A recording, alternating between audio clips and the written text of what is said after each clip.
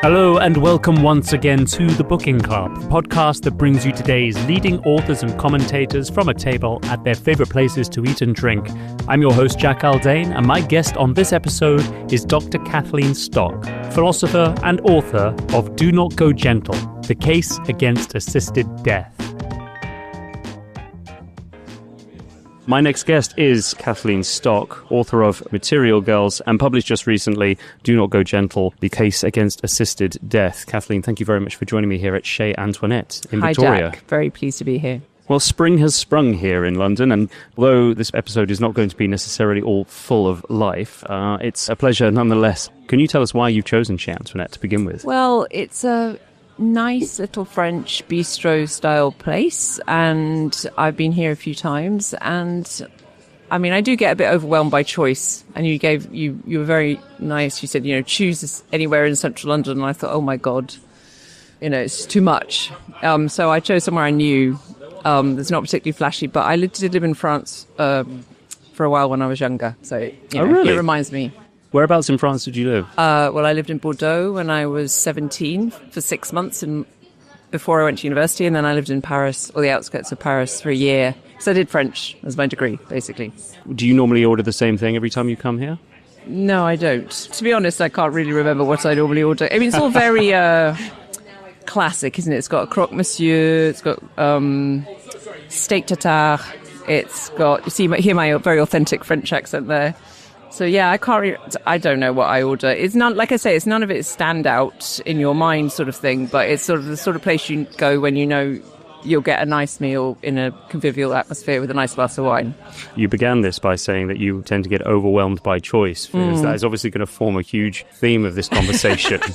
Yeah, let me think about the philosophical connection there. It might be more of a psychological one, but I think choice is something that bothers you for a number of reasons, not least of all the That's harsh, come on. Overwhelming role that it plays in our culture. I mean, I suppose if I was to try and draw a link between my natural kind of aversion to having too many choices, I would say obviously that our society is constantly trying to give us more, and it can be quite paralysing. But I'm not against choice for the sake of it. I just think it's not the be-all and end-all. If we're talking about things, as we will be talking shortly, I'm sure, about assisted dying, the notion of choice there becomes much more ambivalent about choice in that context because of the consequences for everybody else. Yes. Of having that choice. And you deliberately chose to call it assisted death in the title of the book, not assisted dying. There's a reason behind that, wasn't there? Yes, I think mainly, one reason is that I'm talking both about assisted suicide and euthanasia.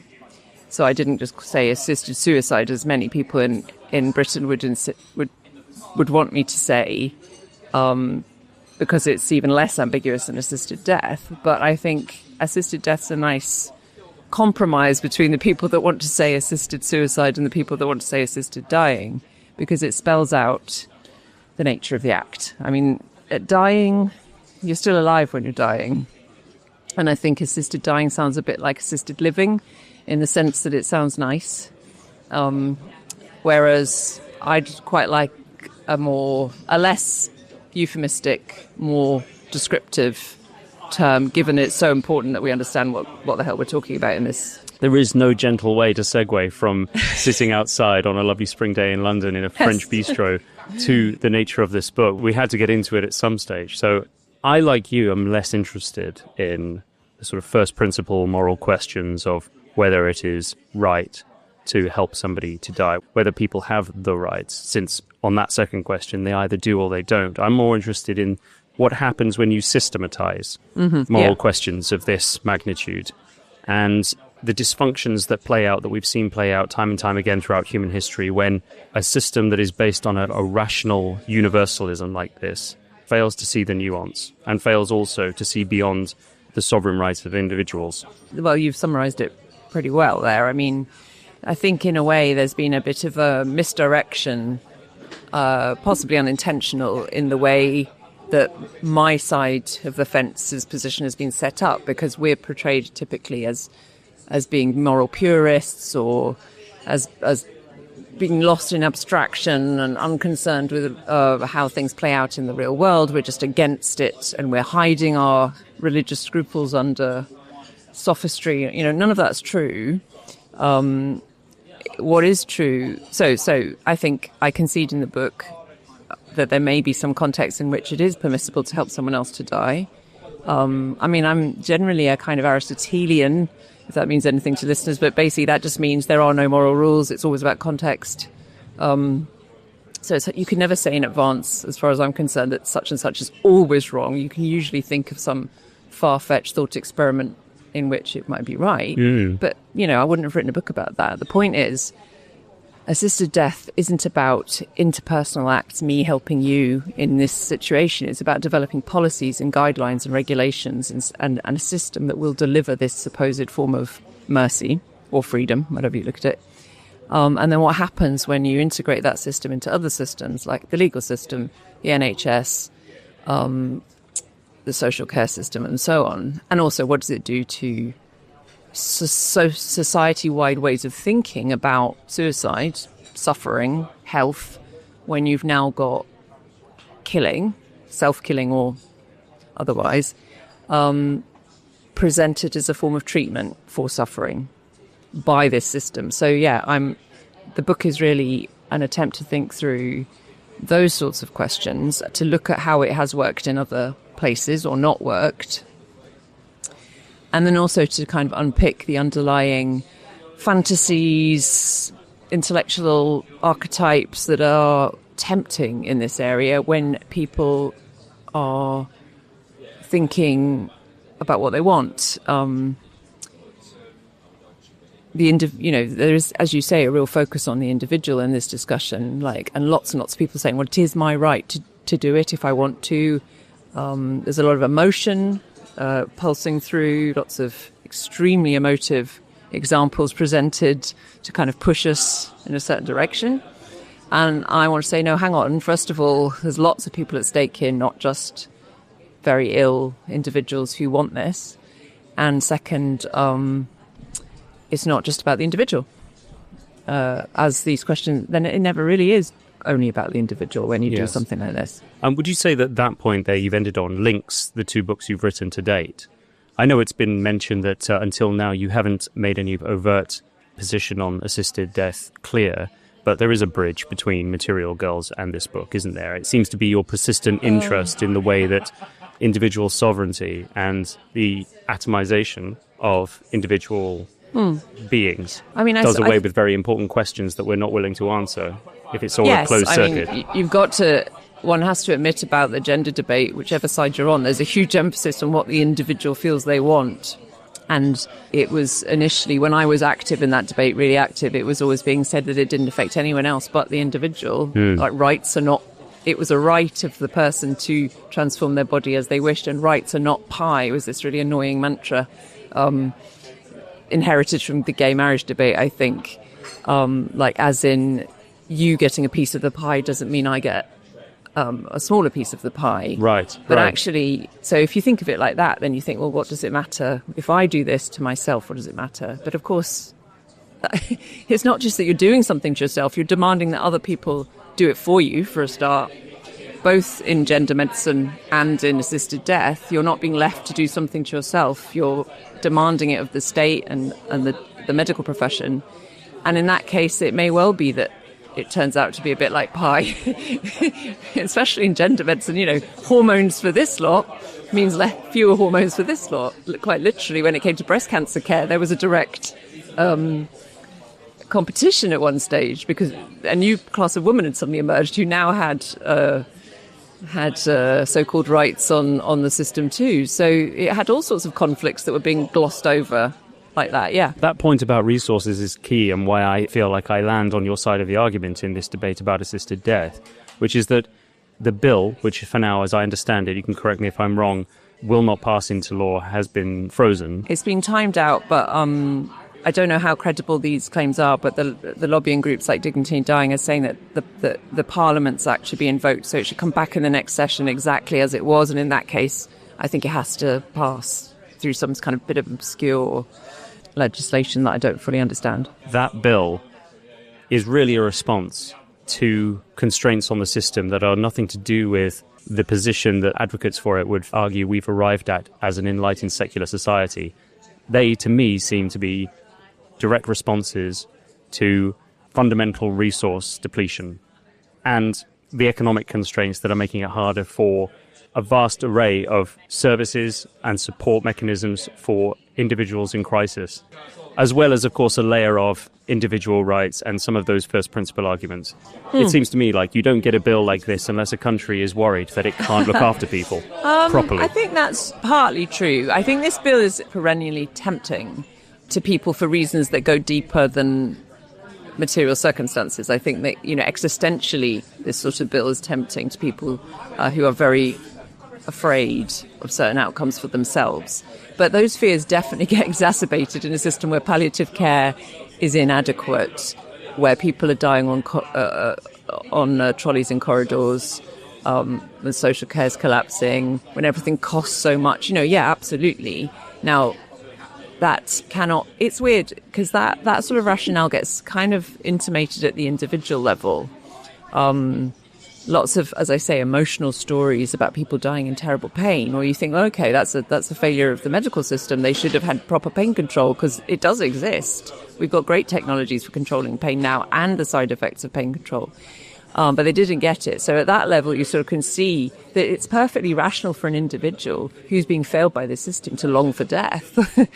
But what happens is the lobby groups present that kind of decision procedure or that desire as the one we're all facing, even the politicians are facing, because the politicians aren't facing that. They're facing, what system do we implement? What do we prioritise? Should we, in fact, be better funding hospices and making sure that palliative care is rolled out less patchily? I think, actually, now, at a minimum, you have to say that that's a priority. Even if we do get assisted death, that still has to be a priority, because otherwise you're just funneling people into early death, effectively. Isn't that the worry, the core of this book, that the moment it becomes legal and the moment it becomes normalized, it accelerates? It will accelerate because it's cheap, and it's cheaper than palliative care. And it will accelerate also because it won't be presented as the last resort. Doctors are not going to have a list of in waiting rooms like, look, if palliative care in your area is patchy, go for this. It will be presented in glowing terms because it will have already been acknowledged that it is a good thing. The society will have brought it in through legislation, and now we'll be saying it's a good thing. If you want it, you can have it. It's a reasonable, adequate response to suffering, and at that point, doctors will be able to recommend it to you. Hotel managers will be able to, by not necessarily even intentionally, gently steer certain groups towards it, because it will be legal, and it won't just be legal; it will be positively endorsed by the system. The problem here is with it becoming too efficient, right? Yeah. And as you say, because it's linked to the individual's right to choose, like any consumer good or service, it will accelerate on that basis and will become easier and easier. Now, we can keep agreeing with each other all we want. I don't know that will make a necessarily an interesting conversation. But since the book has come out, obviously you've had to defend it in various debates. I've listened to interviews. I've seen these debates. Are there any aspects of those debates that have left you doubtful of any aspects of your argument, that it works much better than you fear where it has been implemented? Or are you actually convinced, looking around the world at places where this is normalized, that actually it's as bad as you fear and you can't believe that it's being tabled? Well, now I'm going to sound horribly intransigent, but I'm afraid I haven't had cause to revisit my conclusions. I will acknowledge there are some better systems and worse systems. I think a system in which it's entirely detached from a national health service is a better system than one in which it's embedded in a national health service. The same doctor who is advising you in the morning about pain control and ways of getting better isn't suggesting in the afternoon that you might want to die. There's not the conflict of interest and there's not the fear of the system that will engender in many patients. Of course, lots of patients won't want to go anywhere near a doctor once they realise they can suggest that they take their lives. I think there's often a comparison made in the UK context with Kim Leadbeater's bill. It was based on one in Oregon, and that has allowed people to make very spurious comparisons with Oregon and say, look, there's not these problems that you're talking about in Oregon. So why do you think they'd come here? Well, the answer is Oregon doesn't have a national health service. Oregon's got a very scattered population, relatively speaking. Also, the Oregon system, basically the drugs are sent by post most of the time. The doctor's not even present when they're taken, and it could take hours and hours to die. But so there's less systemic involvement in the process. There's less systemic involvement. There's it's not free at the point of use. Often you have to find an insurer to pay for it or pay for it yourself.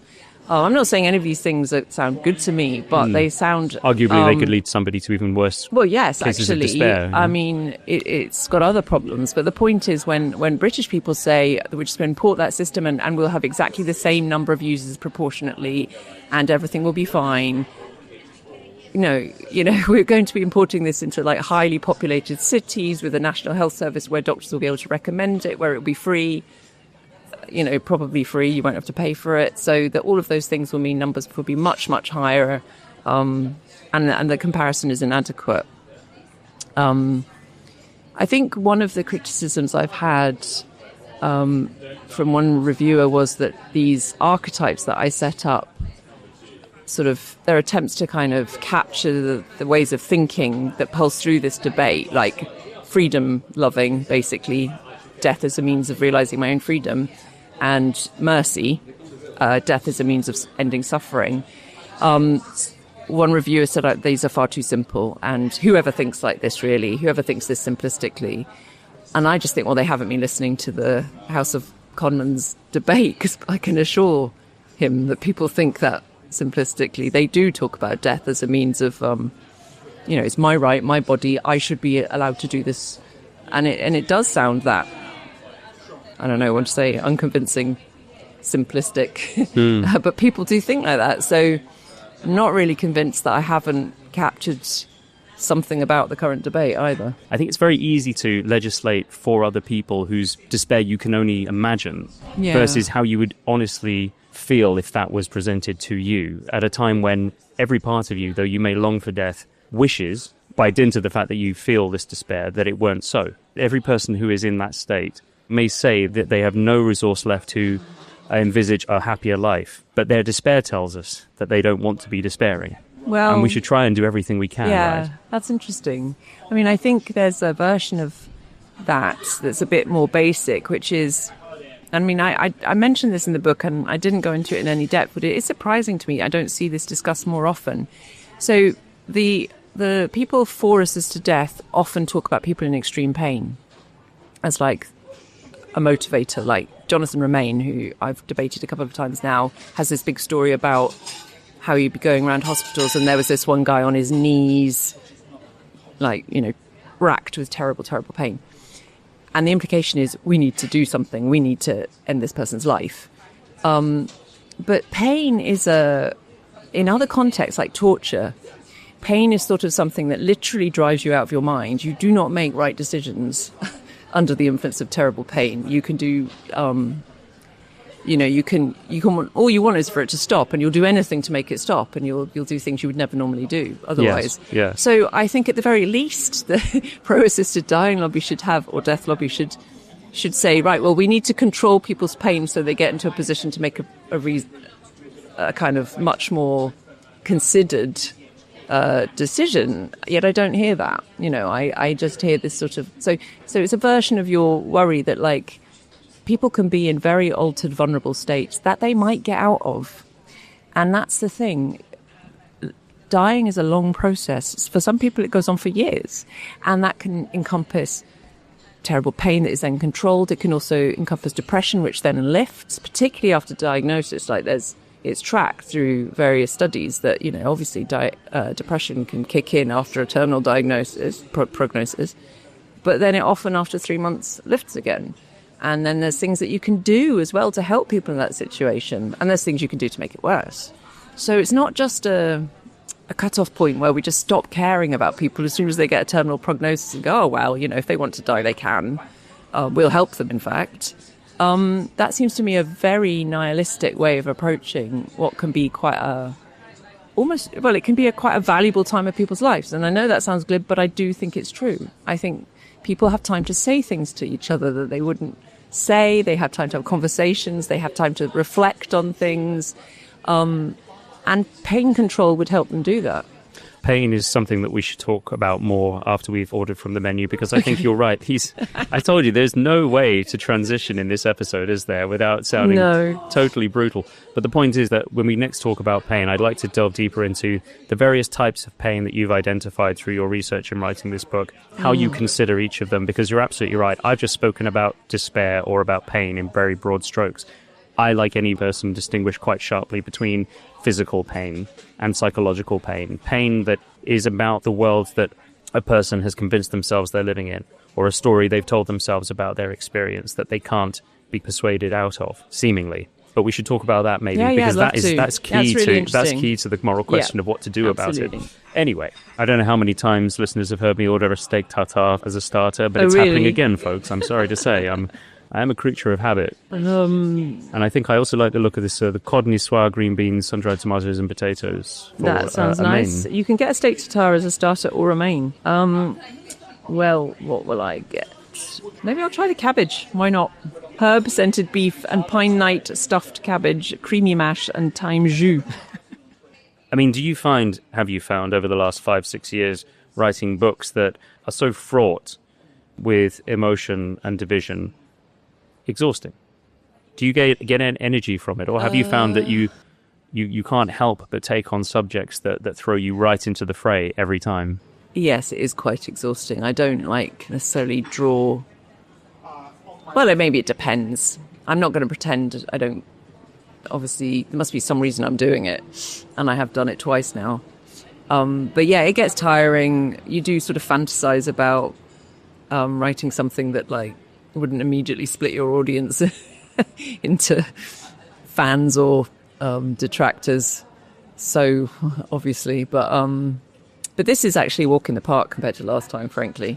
So I'm basically being toughened up for these discussions now. Nothing could be as ridiculous as last time. Have you met or had any encounters with Kim Leadbetter? No, I have not. There was almost a debate on Times Radio. At one point I was told she was going to do it, then for whatever reason she didn't, and it ended up being Henry Marsh, who's a neurosurgeon, who's very much in favour. But no, I haven't. I mean, I recognise features of the people that were very much in favour of transitioning children, whatever. I recognise the idiom in this discourse too, the sort of... And what is that? There's different discourses, but one of them is a very kind of feminized, everything's fine, everything's going to be wonderful, we're just being kind, we're just looking after people, we're just giving them, emotion fueled, not particularly thinking through the consequences like we just discussed, and a big emphasis on...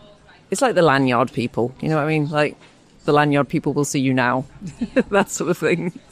They're rainbow lanyards, and they're just nice, and and as soon as you go, hang on a minute, I think there's something wrong with this, you turn into a bigot. Yes. You turn into somebody who's just a disruptor and is causing trouble, and why can't you just let the nice people do their nice thing? When your mind starts whirring as to your next book, does it start with a feeling of being just slightly creeped out? Yeah, well, actually, yes, in this case. I mean, I don't want to make it my modus operandi for how I identify a book subject moving forward, but I think if more authors were honest, particularly those who write non-fiction... Oh, I'm definitely involved. Most of them are spurred by emotion. Well, people can tell, I'm sure, that I'm not naturally an activist, but I've turned, in both cases, into... I write polemics. They're sort of reason-informed polemics. Yes. But they have a point of view. In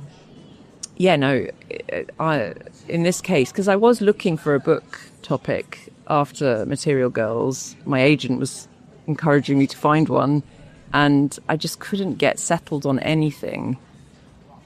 And then suddenly Kim Leadbetter got a second reading in the House of Commons, and it was like, my blood just went up. I just thought, no, Yeah. somebody needs to write a book about this. And you could feel echoes of the previous book revisiting you in the sense that you were feeling similar things. Yes. Yeah. I mean, yeah, I think gut feelings are real and a good, I mean, for me anyway, a good source of information. And also a combination of listening to the things people were saying and think, well, look, come on, this sounds a bit philosophical, but it doesn't actually get you what you think you're getting. And look, there's some incoherency in the things you're saying here, and a gut feeling like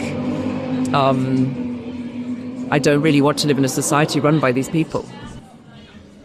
Could I have the white asparagus, please? The asparagus. And then the cabbage, stuffed cabbage. Stuffed cabbage for you. And could I please have the steak tartare starter and then the cod niçoise?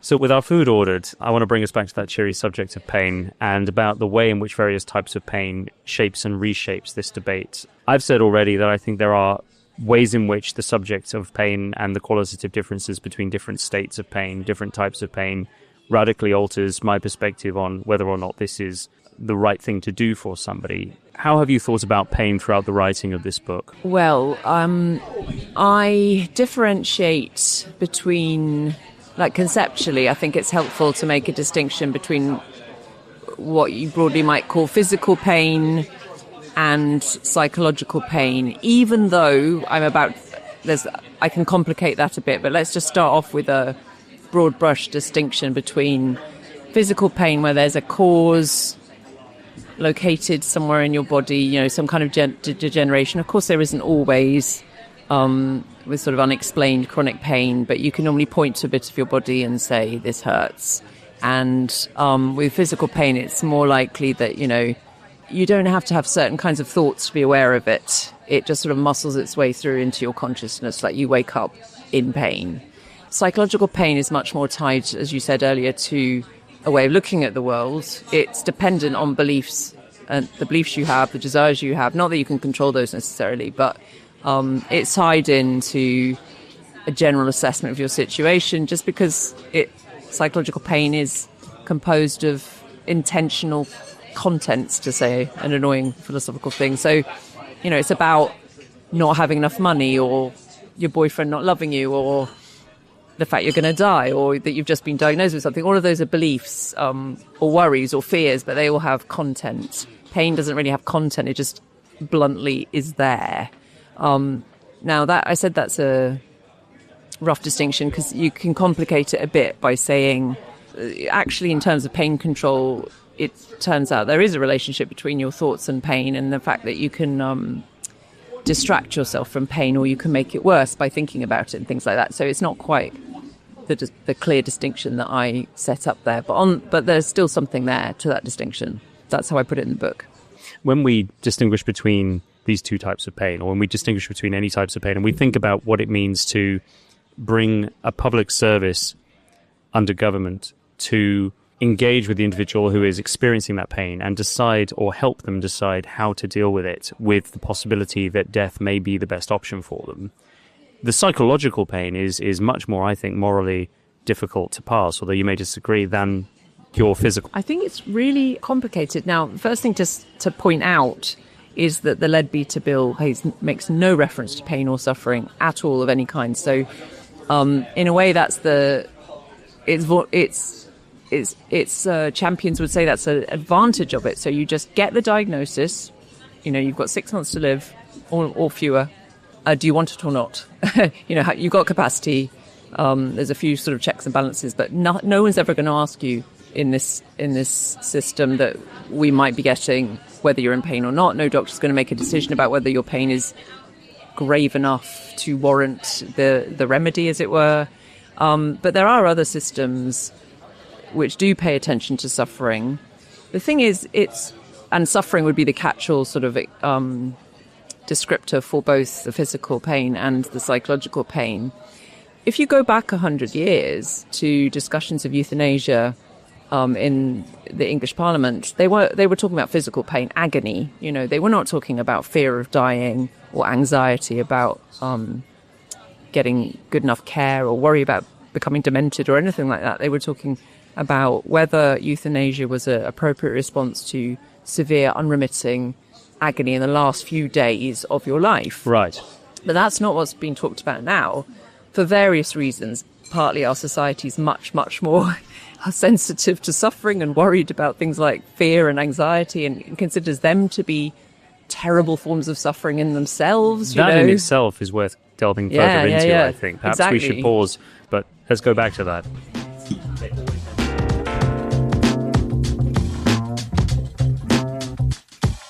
So having just finished our starters, I recall that we were talking about different types of pain, and that you say that it's a fairly recent phenomenon that psychological pain has been elevated to the level of intolerable physical pain. I'm reminded of how 5 years ago, phrases, even though they expressed a backlash to this idea of words as violence, that something which is an intangible, non-physical phenomenon can be equated to the physical. Where has this come from, do you think? And how, again, has this shaped the way that you've tackled this argument? I mean, there's a danger in talking about this that I end up sounding callous. So first of all, to say that, of course, I recognise, and I'm sure you do too, that, there can be devastating kinds of psychological suffering. Nonetheless, we are in this unprecedented situation where people are being, in places like Belgium and the Netherlands, are being killed by doctors for their depression or for their borderline personality disorder or their OCD or whatever. So that seems like an extreme and a very different kind of response to the traditional one, which would be, look, this will pass. Or if it doesn't pass, we will be with you, but, we're not going to kill you because of it. And generally there's been, it's just obvious, even in my lifetime, a kind of histrionic amping up of narratives around psychological suffering. I mean, you can see that in the gender wars that I've participated in a way that kind of demonstrates the kind of neuroticism of a lot of the discussions, because there are people saying, if I don't get this, I will die, I will kill myself, etc., etc. And a lot of them are young, and that they won't. And they'll be okay, and they'll have a completely different perspective on these experiences in 10 years' time. And the problem is that the systems are becoming so responsive to the calls of this sort of dramatic, hyper-dramatic, I need this now, or something terrible is going to happen, that they get in there and deliver the thing before a person has a chance to think about it or a chance for just experiences to change. So I think it's fair to say that we can always expect that there will be chances to think about it in a system that really? You're describing. You get same-day assisted death in Canada. Same day? Same day. I mean, you have to be judged terminally ill, but even that definition's so vague in Canada, it's like death is reasonably foreseeable or something ridiculous. So we can talk about Canada in a moment to find out perhaps which country that has had this implemented is the worst offender in terms of how it does administer this service. But even just to keep on that point of do systems have reflection time?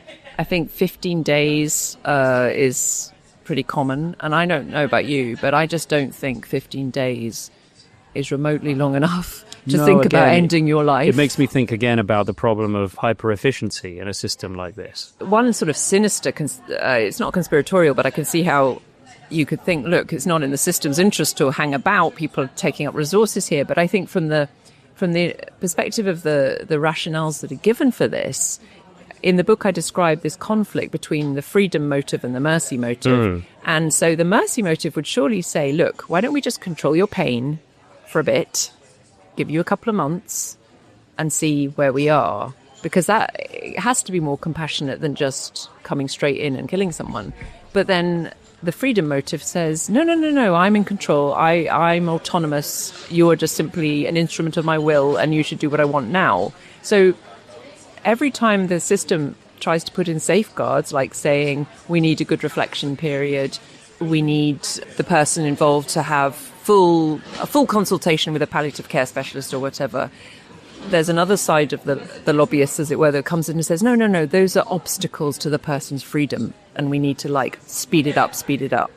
And that, I think that's where these things get eroded over time. Like, systems start off with attempts at safeguards, and inevitably they get reduced over time because they are holding things up.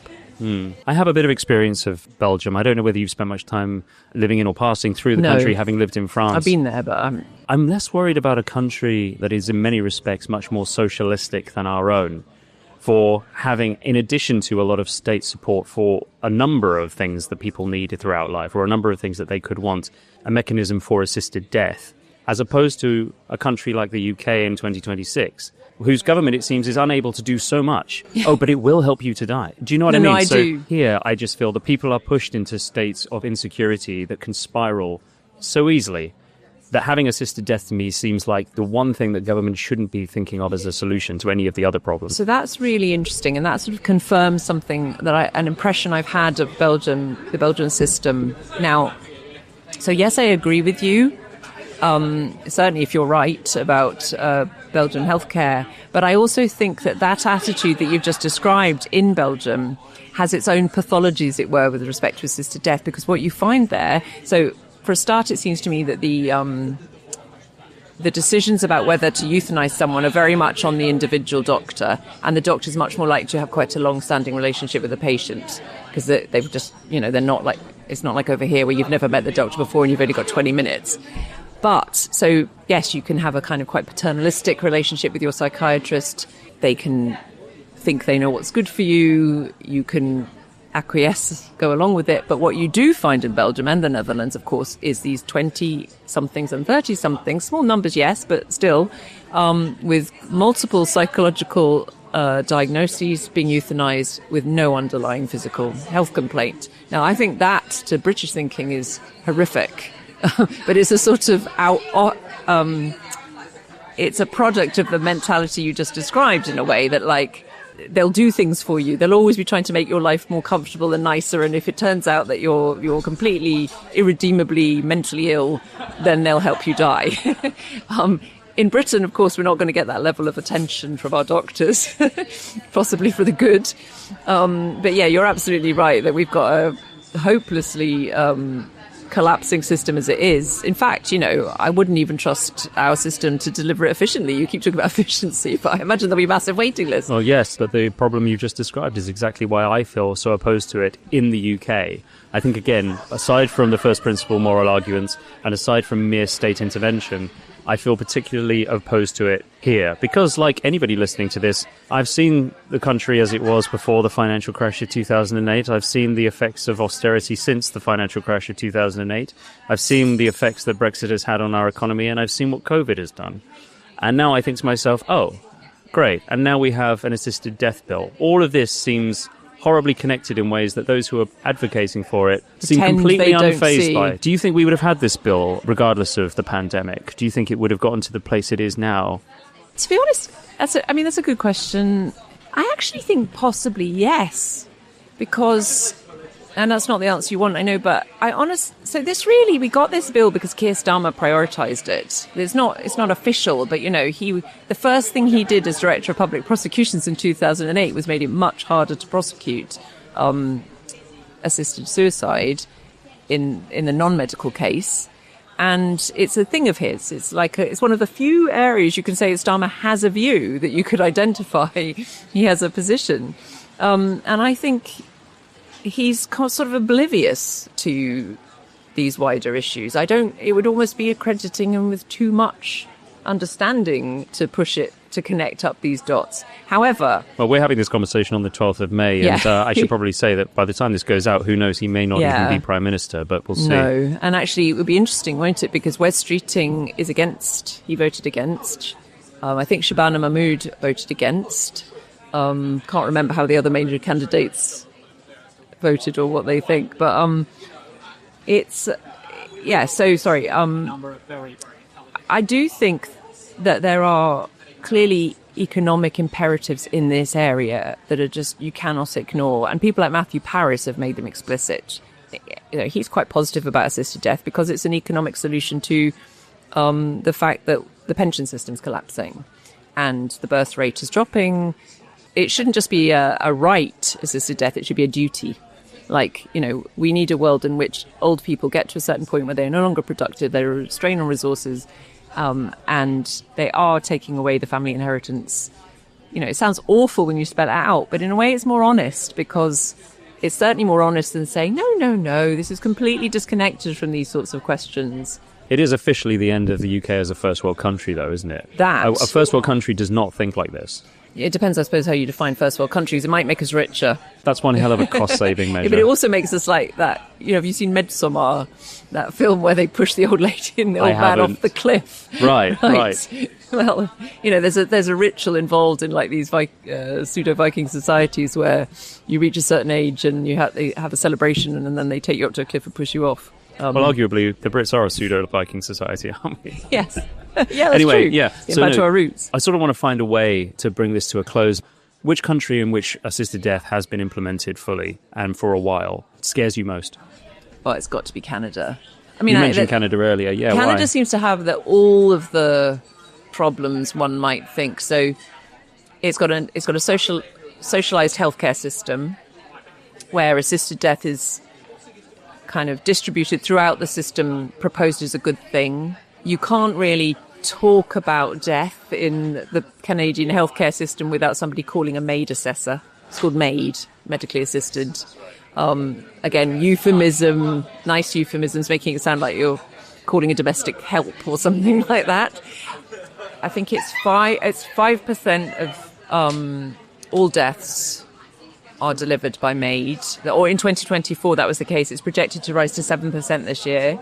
The system is euthanizing people for reversible illnesses. And because as soon as you stop taking your medicine, you can fall into the zone of terminal. But I mean, you could just start taking your medicine again. But the doctors are not they don't feel empowered to say, no, actually, life would be better for you. They feel unable to say no because the system has sort of already said this is a good option. People are being offered assisted dying when they don't even want it, and they haven't even crossed their minds. And then, to top it all, I think in next year they're going to introduce MAID for... Oh, sorry, I missed out a crucial bit, which is they've got MAID for disabled people with no terminal prognosis. And that's a whole other area we haven't even touched on.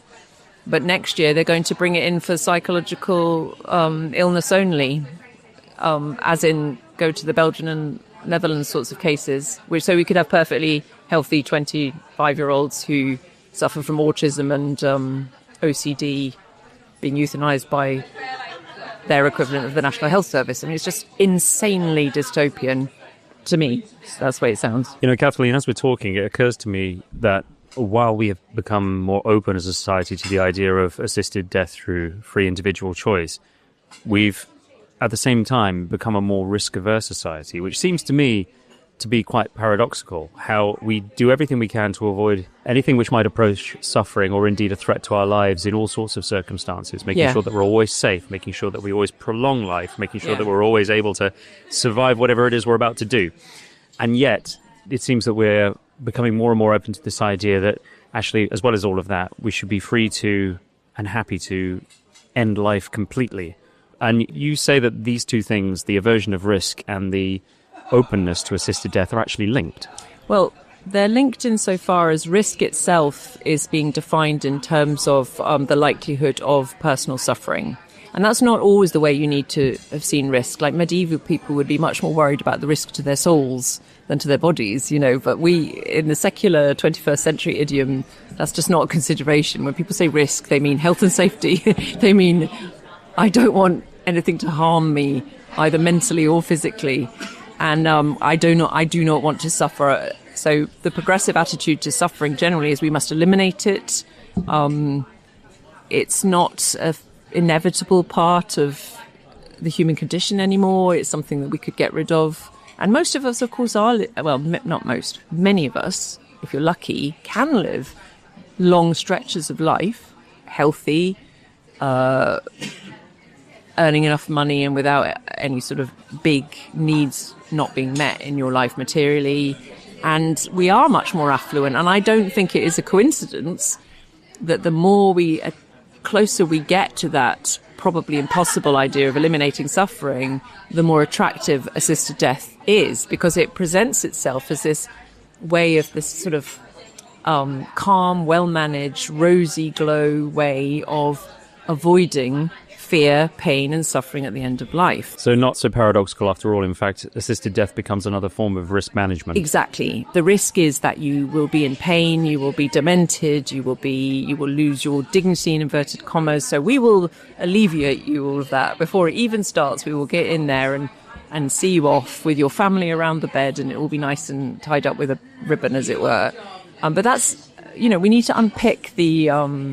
or at least it's interesting to unpick the attitudes that make that seem like a compelling ending. When I talked to a palliative care doctor, he said, he's known Buddhist people at the end of their lives that refuse pain control because they are atoning for karmic debt. There's other ways, that's just one example. There's plenty of cultural attitudes towards suffering as something that you embrace as a means of setting something right in your soul or with God or whatever the narrative is. There's also other narratives of heroism in the face of danger. None of these we have in our secular idiom. We've just got look, we want to be as happy and as pain-free and as content for as long as possible, and as soon as that's not possible anymore, we want out. I wonder whether a secular society like ours at this stage in the 21st century could culturally embrace the idea that it's heroic and worthwhile and even maybe status-giving to endure pain and suffering, that maybe there is some value that we can draw from that. I'm just thinking,